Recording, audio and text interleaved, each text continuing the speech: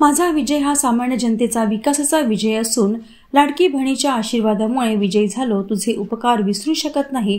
तुमच्या समस्या निवारणासाठी देवराळ भुंगळेचा दरवाजा हमेशा खुला राहील, हे विचार आमदार देवराळ भुंगळे साहेबने व्यक्त केले.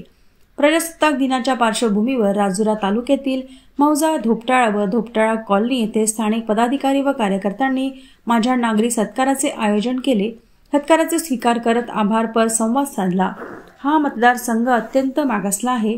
यापूर्वीच्या जनप्रतिनिधीने काम केले नाही म्हणून या क्षेत्राची वाट लागली आहे आणि मी नौखा असताना माझ्या सारख्यावर विश्वास टाकून निवडून दिले.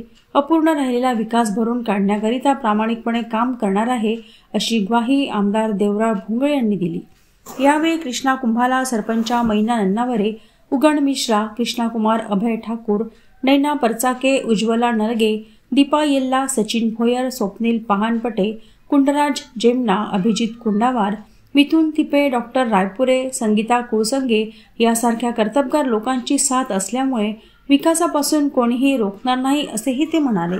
याप्रसंगी शिवसेना उभाटा गटाच्या महिला आघाडी तहसील प्रभारी ज्योती नलेने आपल्या सहकारी 20-25 महिलांनी भाजपात प्रवेश केला. त्यांना भाजपा भगवा दुपट्टा प्रदान करून सत्कार करण्यात आला.